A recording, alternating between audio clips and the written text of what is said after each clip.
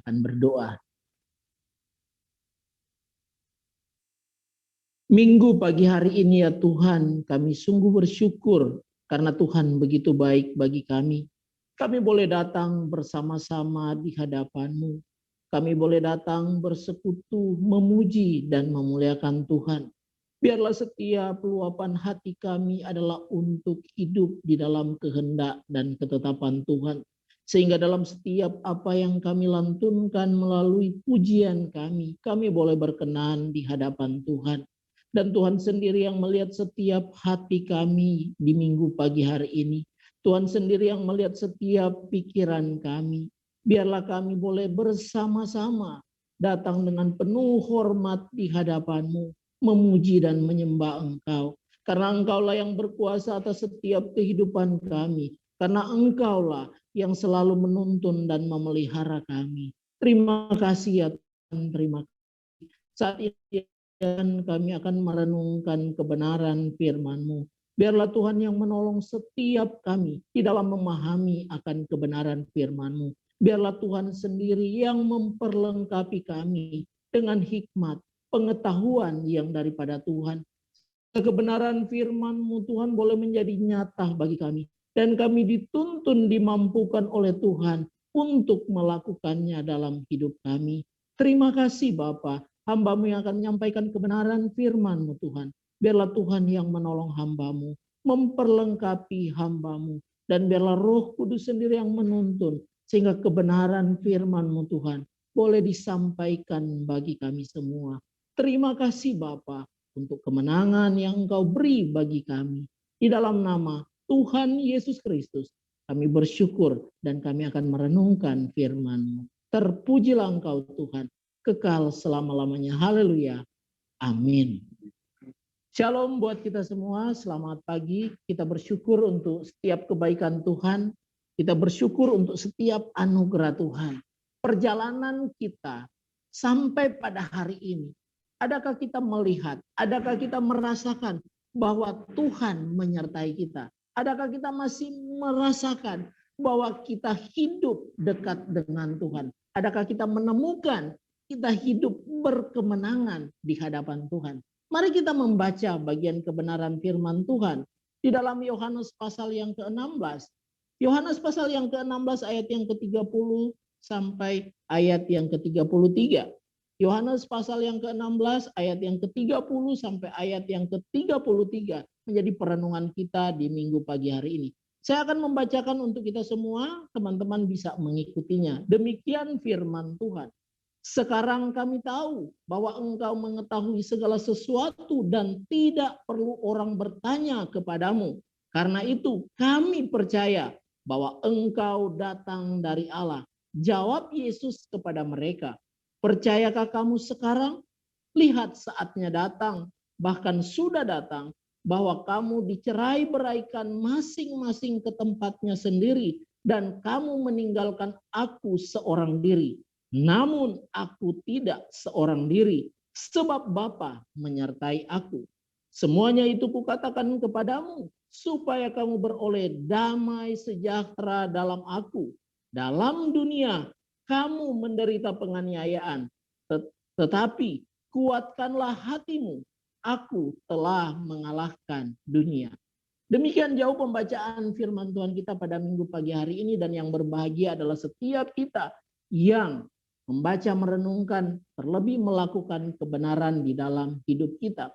Waktu kita membaca bagian kebenaran firman Tuhan ini, maka kita berbicara tentang kemenangan Yesus Kristus. Berbicara kemenangan Yesus Kristus berarti ada sebuah proses perjalanan menuju kepada kemenangan. Setiap orang yang ingin mengikuti pertandingan, pasti kerinduannya adalah meraih kemenangan. Setiap orang yang berjuang pasti mempersiapkan dirinya. Dan setiap orang yang ingin meraih kemenangan pasti mengikuti proses demi proses yang tidak mudah.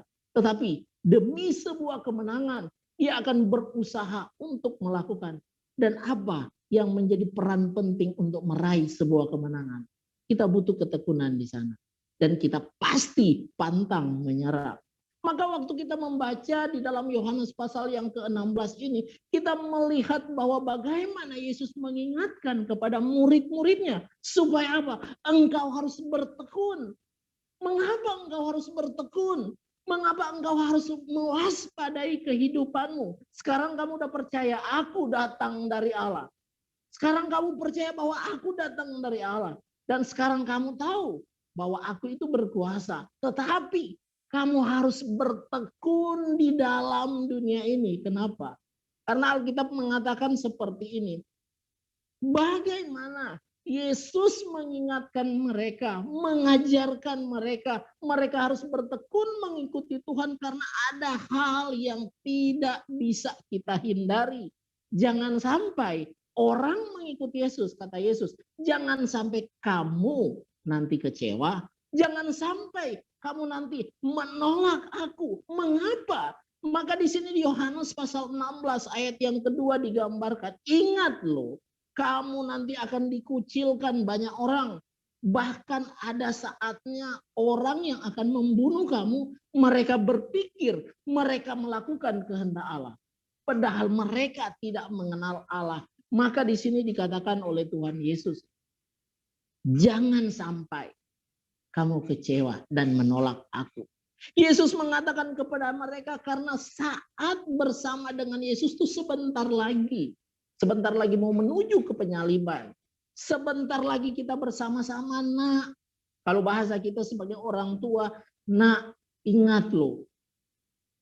Papa mama sebentar lagi. Kalian masih panjang perjalanan hidup kalian. Tapi jangan sampai kalian gak mengikuti apa yang telah aku sampaikan. Apa yang telah aku perintahkan kepadamu. Lakukanlah itu dengan baik. Kamu akan menghadapi tantangan. Kamu akan menghadapi situasi di mana kamu justru akan mengalami justru ketidakmampuan secara manusia. Secara badan ini. Secara fisik. Tetapi kamu harus tetap bertekun. Maka Yesus mengatakan kepada mereka, karena Yesus sebentar lagi bersama-sama dengan mereka. Yesus akan pergi kepada Bapaknya. Yesus akan meninggalkan mereka. Maka Yesus mengatakan, sesungguhnya kamu akan menangis. Sesungguhnya kamu akan meratap. Tetapi dunia akan bergembira. Orang percaya menangis dan meratap karena penderitaan. Tapi dunia bergembira melihat apa yang terjadi dengan murid-muridnya. Itu kata Alkitab di dalam pasal 16 ayat yang ke-20. Kamu akan berduka cita. Tetapi kata Kristus, tetapi duka citamu akan berubah menjadi sukacita. Mana mungkin duka cita berubah menjadi sukacita? Tetapi itulah kebenaran. Tetapi itulah firman Tuhan. Sama seperti dikatakan seperti sesungguhnya ketika kamu menderita, sesungguhnya ketika kamu meratap dan menangis. Karena kamu sedang berhadapan dengan dunia yang tidak sejalan dengan apa yang Yesus ajarkan. Maka waktu kita hadir di dalam dunia, nggak heran kalau kita menjalani kehidupan ini harusnya berbeda. Enggak heran waktu kita menjalani hidup yang berbeda, ternyata enggak mudah. Karena begitu beratnya godaan tantangan zaman. Tetapi kata Yesus sebagai, tetapi duka cita yang akan kamu alami itu akan berubah menjadi sukacita. Dan Yohanes memberikan gambaran seorang ibu waktu melahirkan, dia begitu kesakitan. Dia begitu berteriak, meminta pertolongan dokter bidan perawat untuk menolong dia. Tetapi ketika seorang bayi itu lahir, seperti apa? Seperti satu beban hilang, justru berganti sukacita dan bahagia karena dia melihat kehadiran seorang. Itu gambaran seorang yang percaya kepada Kristus. Dan Yesus sedang menceritakan, menggambarkan murid-muridnya seperti itu ketika memiliki Kristus di dalam hidup mereka. Demikian juga kamu sekarang diliputi duka cita. Tetapi aku akan melihat kamu lagi dan kamu akan bergembira. Tidak ada seorang pun dapat merampas kegembiraanmu di hadapanku. Artinya apa? Ketika murid-murid Yesus masih bersama-sama dengan Yesus dan Yesus akan tinggalkan. Dan murid-murid Yesus itu dikatakan, mereka akan menghadapi satu pertempuran yang luar biasa. Karena pertempuran mereka adalah pertempuran antara hidup benar atau hidup di dalam kejahatan. Mereka akan bertempur karena apa? Mereka memberitakan kebenaran, tetapi mereka akan tersakiti. Mereka menceritakan firman Tuhan, tetapi mereka menderita. Tetapi Yesus mengatakan, kegembiraanmu nggak bisa dirampas. Kok bisa? Orang menderita gembira nggak? Ada orang menderita gembira? Enggak ada. Tetapi kegembiraan apa yang digambarkan oleh Kristus? Kegembiraan sebagai orang percaya itu adalah sebuah pengharapan. Hidupmu bukan memang hanya di dunia ini. Hidupmu bukan hanya tinggal di dunia yang fana, yang sementara ini. Hidupmu itu akan berkelanjutan. Maka dikatakan apa? Nggak bisa dirampas kegembiraanmu. Kenapa? Bukan hanya kita memiliki hidup, tetapi Alkitab mengatakan seperti ini. Namun itulah yang kusampaikan kepada murid-muridku, kepada mereka. Karena apa? Yesus yang nantinya kamu akan tinggalkan. Ketika Yesus akan menghadapi satu penderitaan yang sangat berat. Kamu akan meninggalkan aku seorang diri. Tetapi kata Yesus apa? Tetapi aku tidak pernah sendiri. Kenapa? Bapakku menyertai aku. Maka ungkapan ini adalah merupakan sebuah jaminan. Bagaimana Kristus memang ditinggalkan muridnya, tetapi dia tetap bersama dengan Bapaknya. Maka kita melihat, ketika itu sudah dikatakan kepada murid-muridnya, baru murid-murid itu menjadi percaya. Nah sekarang Yesus bilang, oke, sekarang kamu akan meninggalkan aku. Sekarang kamu percaya kepadaku. Tetapi aku mau kasih tahu sama kamu satu hal buat kamu. Kamu harus ingat apa? Semua ini kukatakan kepadamu. Yang Yesus sampaikan tadi kepada murid-muridnya. Semua ini kukatakan kepadamu supaya apa? Supaya kamu beroleh damai sejahtera dalam aku. Dalam dunia kamu menderita penganiayaan, itu ayat 33. Tetapi kuatkanlah hatimu, aku telah mengalahkan dunia. Ini adalah sukacita yang besar. Apa sukacita yang besar yang mau digambarkan? Jaminan damai sejahtera kamu peroleh di dalam Kristus. Artinya apa? Dunia ini memang tidak akan mampu memberikan damai sejahtera seperti yang Kristus akan berikan. Damai sejahtera yang kita alami di bumi itu adalah damai yang sementara, yang kita usaha kejar lakukan dengan berbagai macam cara. Tetapi damai sejahtera yang diberikan Tuhan itu berbeda. Kenapa berbeda? Karena walaupun kita menderita, kegembiraan itu tetap ada. Sukacita itu tetap ada. Maka inilah nilai kekristenan yang sangat tinggi. Inilah nilai kehidupan orang percaya yang luar biasa. Ada sebuah jaminan sukacita yang besar. Dalam dunia kamu menderita penganiayaan karena dunia tidak mengenal Kristus. Siapa yang mengenal Kristus? Murid-muridnya. Siapa yang mengenal Kristus? Kita saat ini yang sedang beribadah.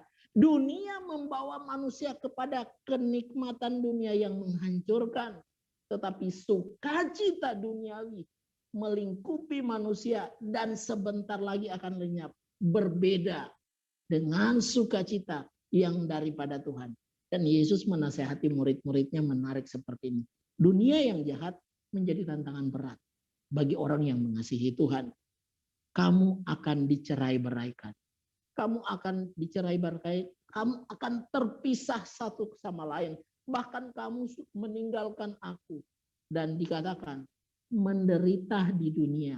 Karena bukan tempatnya di dunia. Kristus hadir di dalam dunia itu menderita atau nyaman. Yang Alkitab katakan. Menderita. Pertanyaannya, kenapa Kristus hadir dalam dunia menderita? Karena dunia bukan tempatnya. Maka dikatakan seperti ini. Menderita di dunia tetapi Tuhan menyertai orang yang percaya. Itulah sukacita. Maka Yesus mengingatkan seperti ini. Kuatkanlah dan teguhkanlah hatimu. Jangan menyerah. tetaplah teguh dalam iman. Itulah pengharapan kita. Kalau kita membaca di dalam kitab Yosua pasal yang pertama, kita menemukan di situ sebuah perintah Tuhan bagaimana Yosua akan menggantikan siapa? Menggantikan Musa untuk memimpin bangsa Israel. Tetapi berkali-kali firman Tuhan bilang apa? Kuatkanlah dan teguhkanlah hatimu. Dan bersikaplah seperti seorang laki-laki. Kenapa? Karena kamu tuh memimpin bangsa Israel ini nggak mudah, Yosua. Kamu akan memimpin bangsa ini, bangsa yang keras kepala, tegar tengkuk, yang terus-menerus hidup tidak benar di hadapan Tuhan. Dan kamu secara manusia, kamu akan kelelahan menghadapinya. Tetapi firman Tuhan, kamu harus kuat, kamu harus teguh, bersikap seperti seorang laki-laki. Mau memberikan gambaran apa? Yesus juga mengingatkan kepada murid-muridnya supaya kamu kuat. Kalau Yosua diperintahkan oleh Tuhan kamu harus kuat, karena kamu akan memimpin bangsa yang keras kepala, yang tegar tengkuk. Dan murid-murid Yesus perintahkan apa? Kamu harus kuat karena kamu akan berhadapan dengan dunia yang tidak mengenal Tuhan. Dan nyawamu menjadi taruhan. Maka di sini kita melihat ketika firman Tuhan diungkapkan, Yesus menutup dengan sebuah kalimat terakhir apa? Di ayat yang kita baca tadi. Aku telah mengalahkan dunia. Sebuah kalimat pamungkas yang Yesus katakan, aku telah mengalahkan dunia. Kalau di dalam perlombaan, biasanya pelatih bilang apa kepada anggota-anggotanya? Kita pasti menang, benar nggak? Tapi benar nggak menang? Belum tentu. Kalau pelatih ngomong kita menang, ya pelatih di sana juga ngomong menang kan? Menang sama menang berantem, siapa yang menang? Itu cara berpikir manusia. Tetapi ketika Kristus berbicara, aku telah mengalahkan dunia. Perhatikan baik-baik. Sebelum Yesus sampai ke Taman Getsemani, sebelum Yesus mengalami penderitaan yang luar biasa, bahkan sebelum Yesus tergantung di atas kayu salib, Yesus sudah bilang apa? Aku telah mengalahkan dunia. Maka di sini digambarkan, kalau kita berbicara tentang dunia, Kejadian pasal pertama ayat 31, Tuhan bilang dunia ini apa? Semua ciptaan sangat baik. Tetapi dari yang baik semua berganti kepada yang tidak baik waktu manusia tidak taat kepada Tuhan. Maka mulai dari situ kita melihat dunia menggambarkan tentang kegelapan, dunia menggambarkan tentang kejahatan, dunia menggambarkan tentang kehinaan. Dan Alkitab mencatat, Yesus telah mengalahkan kuasa iblis, Yesus telah mengalahkan kuasa dosa. Dan di dalam kitab Injil Yohanes yang kita baca ini, memberikan satu keterangan yang luar biasa. Hal yang digambarkan di dalam kitab Injil Yohanes tentang dunia, yaitu adalah dunia yang sesat, yang hari-harinya berseteru dengan Allah. Maka kebanggaan yang lahir dari kegagalan manusia untuk duduk sebagai orang yang bergantung kepada Tuhan sekarang menjadi berbeda. Kegagalan mereka justru sekarang mereka menjadi seolah-olah manusia itu menjadi Tuhan dalam dirinya. Seolah-olah kita menjadi Tuhan dalam diri kita. Dan di sini digambarkan bahwa ketika kita menggambarkan kita sebagai Tuhan, kita merasa kita mampu, kita nggak butuh Tuhan dalam hidup kita, maka itu adalah kesesatan yang sedang kita bangun. Itu adalah hal yang disebut sebagai berhala yang terus kita bangun di dalam diri kita. Maka kalau kita merasa kita hebat, kita sebenarnya keliru. Kalau kita merasa kita kuat, kita keliru. Kenapa?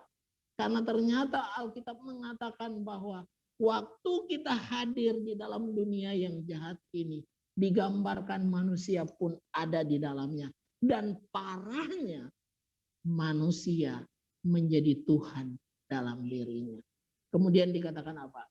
Dan dia merasa, contoh ya orang, kalau dia udah merasa dia hebat, apalagi dia punya kekuasaan, apalagi dia punya harta benda. Biasa orang lain dia perlakukan seperti apa? Dia kadang menganggap dialah yang memberi kehidupan kepada orang itu. Benar enggak? Itu yang terjadi. Padahal Yohanes bilang itulah gambaran kesesatan di dalam dunia. Yang sebenarnya dunia menjadikan dunia ini menjadi Allahnya. Dunia menjadikan manusia menjadi Allahnya sendiri. Tetapi tidak seperti itu. Maka dikatakan apa? Manusia. Kalau kita baca 1 Yohanes 2 ayat 16. Maka dikatakan sehingga manusia mengingini dan memiliki semua yang menarik di dalam dirinya.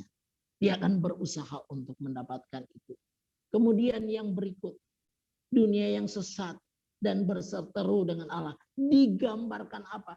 Digambarkan adalah manusia sebenarnya cenderung menyembah kepada apa yang diingininya. Maka waktu kita menyembah kepada apa yang kita inginkan, itu adalah berhala yang luar biasa. Dan dikatakan seperti ini, keduniawian berarti merajakan sesuatu yang di luar Allah. Dunia ini merajakan atau mengutamakan sesuatu yang di luar dari Allah. Yaitu apa? Kenikmatan dunia, jabatan dunia. Yang adalah kadang diri kita sendiri yang menjadi pusat perhatian. Maka kita melihat ketika Yohanes mengatakan dalam pasal 16 bahwa Yesus mengalahkan dunia. Maka apa sih yang mau digambarkan buat kita? Apa yang mau diajarkan buat kita? Maka yang pertama, Yesus telah mengalahkan dunia. Artinya Kristus telah memberi kemenangan. Dunia dan segala yang ada di dalam dunia harus tunduk kepadanya. Maka kalau kita membaca di dalam Filipi 2 ayat yang ke-10 dikatakan seperti ini. Supaya dalam nama Yesus bertekuk lutut segala yang ada di langit dan yang ada di atas bumi dan yang ada di bawah bumi. Memberikan gambaran apa? Kristus Raja yang berkuasa atas dunia ini. Bukan diri kita.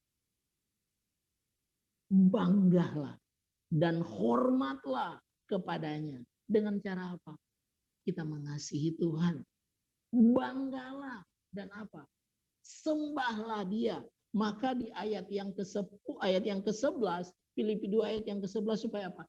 Supaya semua lidah mengaku apa? Yesus Kristus adalah Tuhan bagi kemuliaan Allah Bapa. Karena apa? Jaminannya telah diberikannya. Dia mengalahkan dunia ini dan dia telah memberikan kemenangan yang luar biasa. Hal yang kedua, apa sih yang kita bisa pelajari dari perenungan ini? Yang kedua, setiap orang yang beriman kepada Kristus mengalahkan dunia. Ini yang menarik. Banyak orang percaya, tetapi banyak orang percaya kepada Kristus, tapi nggak percaya kalau dia mengalahkan dunia. Benar nggak? Banyak orang yang percaya kepada Kristus, tapi dia tidak percaya kalau dia mengalahkan dunia. Pak, mana bisa manusia mengalahkan dunia? Pak, bagaimana saya bisa mengalahkan dunia ini? Kalau kita membaca 1 Yohanes pasal yang kelima, ayat yang keempat. 1 Yohanes pasal yang kelima, ayat yang keempat. Dikatakan seperti ini. Sebab semua yang lahir dari Allah mengalahkan dunia. Ini firman Tuhan yang bilang. Bukan pendeta Julius yang bilang. Firman Tuhan sendiri yang bilang. Semua yang lahir dari Allah mengalahkan dunia. Pertanyaannya buat kita. Siapa yang lahir dari Allah? Dalam bagian ini digambarkan. Yohanes menceritakan. Orang-orang yang lahir dari Allah itu adalah orang-orang yang menerima karunia keselamatan itu. Orang-orang yang beriman kepada Kristus. Orang yang percaya kepada Kristus. Maka ketika Yesus berbicara dengan murid-muridnya. Apakah sekarang kamu percaya kepada aku? Maka percayalah mereka waktu itu kepada Kristus. Mau memberikan gambaran. Kamu sekarang lahir dari Allah. Kamu mengalahkan dunia. Artinya apa? orang percaya itu digambarkan Alkitab itu sebagai pemenang. Artinya gini, kalau kita sebagai orang pemenang, sebenarnya kenapa kita dibilang pemenang? Itulah sebenarnya ungkapan iman kita di hadapan Tuhan. Karena dia sudah memberikan jaminan, kita mengalahkan itu. Masalahnya ketika kita hidup di dalam dunia ini, apakah kita mengalahkan dunia? Di usia kita yang masih muda, gejolak keinginan itu bergelora. Mau pingin hebat, mau pingin pintar, mau pingin lebih dari orang lain. Tetapi kita harus melihat kepada diri kita. Kalau kita bisa berjuang untuk hebat untuk diri kita, Kristus sudah melakukan terlebih dahulu, memberikan kemenangan buat kita. Tetapi sebagai anak-anak atau sebagai umat yang percaya, kita tahu kita adalah orang yang percaya. Adakah kita menunjukkan, kita membuktikan setiap hari kita mengalahkan dunia ini? Jangan berpikir mengalahkan dunia ini dengan kita mau memayungi dengan kekuatan kita. Enggak bisa. Jangan kita berpikir mengalahkan dunia ini dengan kehebatan dan kepintaran dan kekayaan kita. Enggak bisa. Mengalahkan dunia ini adalah dengan kita tetap tunduk dan taat kepada Tuhan. Maka itu akan menolong kita. Orang percaya, orang yang beriman. Apakah kita beriman kepada Kristus? Kita yang buktikan di setiap hari. Kenapa? Orang yang percaya, dia akan menundukkan segala keinginannya di hadapan Tuhan. Untuk sesuai dengan keinginan Tuhan. Maka waktu dia melangkahkan kaki, dia akan berpikir, jangan sampai langkah saya salah. Jangan sampai langkah saya serong. Makanya Alkitab mengatakan di dalam kitab pengkhotbah, kalau kita menghampiri bait Allah, kalau kita mau datang kepada Tuhan, jangan berbuat kesalahan. Banyak orang menghampiri rumah Tuhan itu berbuat kesalahan. Karena apa? Karena nggak serius di hadapan Tuhan. Nggak serius. Maka itu menjadi kekeliruan. Kita harus menjaga langkah kita. Kita harus menjaga hidup kita dalam perjalanan hidup kita saat ini. Kita ada berdiri di mana? Kita yang tahu di mana hidup kita. Dan yang ketiga, pelajaran penting yang harus kita ingat.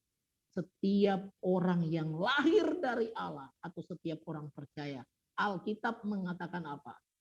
Tidak berbuat dosa. 1 Yohanes 5 ayat 18. 1 Yohanes 5 ayat 18 dikatakan, kita tahu bahwa setiap orang yang lahir dari Allah apa? Tidak berbuat dosa. Maka kita melihat Yesus mengalahkan dunia. Memberi kemenangan yang luar biasa kepada orang yang percaya. Karena apa dikatakan? Orang percaya pertama mengalahkan dunia. Sekarang apa? Mengalahkan dosa. Betapa luar biasanya ketika kita menjadi orang yang percaya yang tidak berbuat dosa. Maka di sini memberikan gambaran buat kita. Kalau kita senang hidup dalam dosa. Kalau kita senang berbuat yang salah. Ada iri hati, ada kedengkian, ada kemunafikan, ada penyembahan berhala, ada ketamatan di sana.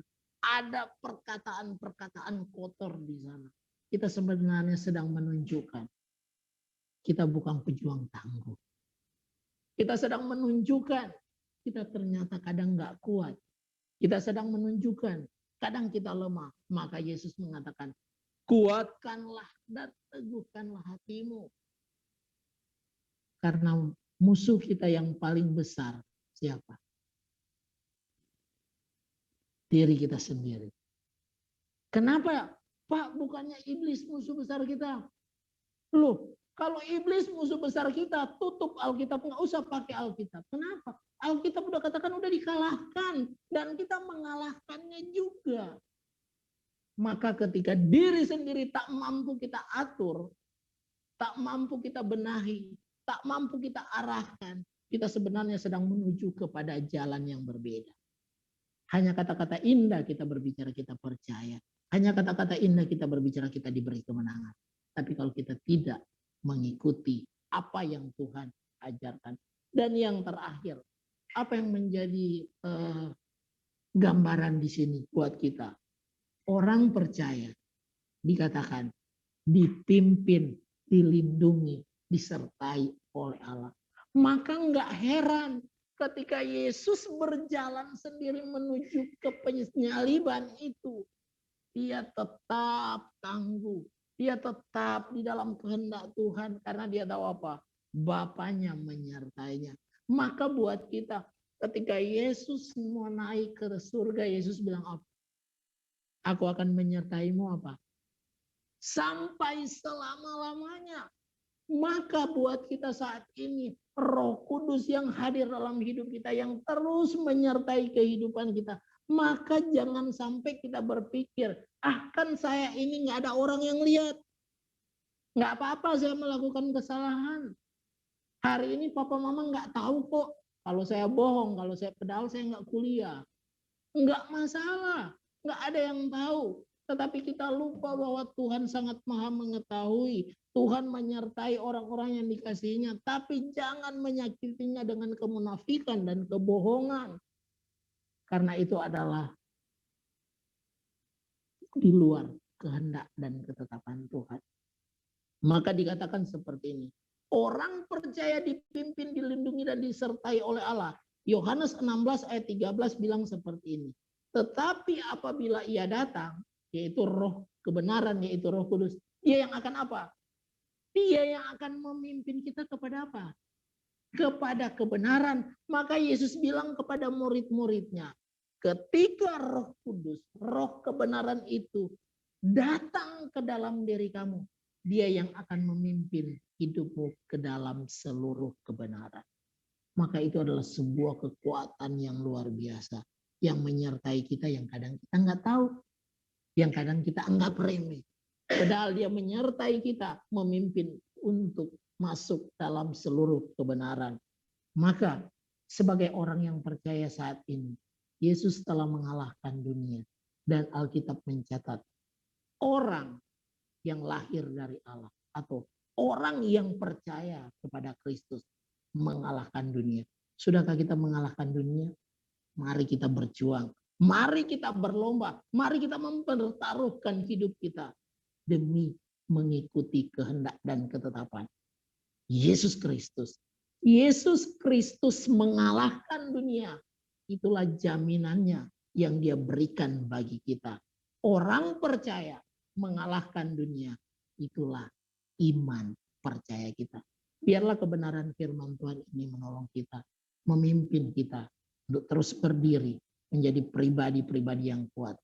Teguh iman, mengalahkan segala keinginan yang berlawanan dengan keinginan Tuhan.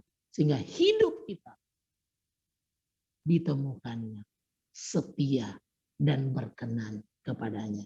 Amin. Untuk kebenaran firman Tuhan, mari kita tunduk kepala dan kita berdoa. Kami sungguh bersyukur ya Tuhan untuk setiap kebenaran firman-Mu yang Tuhan ingatkan bagi kami. Kami sungguh berterima kasih ya Tuhan, karena Tuhan selalu menyadarkan kami bahwa terkadang kami lemah di hadapan-Mu, terkadang kami jauh di hadapan-Mu, terkadang kami kompromi dengan kesalahan-kesalahan kami.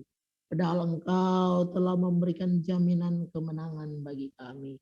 Dan Engkau sendiri yang mengatakan, setiap kami yang percaya kepadamu mengalahkan keinginan dunia. Untuk itu ya Tuhan, biarlah Roh Kudus-Mu terus menuntun kami, memelihara kami, memimpin kami, membawa kepada seluruh kebenaran. Dan biarlah kami pribadi lepas pribadi terus berjuang untuk menjalani hidup ini dengan berpegang kepada kebenaran. Tak mudah bagi kami ya Tuhan, tetapi kami percaya Tuhan menyertai kami. Kami percaya Tuhan yang melindungi kami. Untuk itu, biarlah setiap kami boleh tetap terus memandang kepada Tuhan. Berbangga karena memiliki Raja yang luar biasa. Bersyukur karena kami memiliki Engkau yang telah menebus kami yang telah mengalahkan maut, yang telah mengalahkan kuasa dosa, yang telah mengalahkan dunia dan memberi kemenangan bagi setiap orang yang percaya kepadamu. Terima kasih Bapa untuk firman. Ini setiap kami berdoa dalam setiap pergumulan kami, umat-Mu. Tuhan yang melihat setiap apa yang menjadi permohonan kami di hadapan-Mu. Setiap pergumulan pribadi lepas pribadi. Di dalam kehidupannya, di dalam studinya, di dalam keluarganya, di dalam pendidikan, bahkan dalam pekerjaan. Biarlah Tuhan yang menyertai dan menopang kami.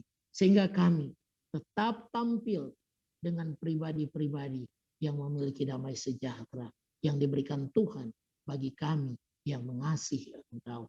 Terima kasih Bapa. Di dalam nama Tuhan Yesus Kristus, kami juga menyerahkan kehidupan bangsa dan negara kami ke dalam tangan Tuhan. Engkau melihat ya Tuhan dari ketinggian-Mu, persoalan demi persoalan, tantangan, khususnya bangsa dan negara kami. Biarlah Tuhan menolong menopang pemimpin-pemimpin kami. Mulai dari presiden bahkan sampai tingkat RT, bahkan masyarakat. Sehingga setiap kami bertanggung jawab dengan kehidupan yang Tuhan beri. Bertanggung jawab melakukan kebenaran. Terima kasih Bapak. Kami menyerahkan bangsa dan negara kami ke dalam tangan Tuhan. Dalam nama Tuhan Yesus Kristus, kami bersyukur, kami berdoa. Haleluya.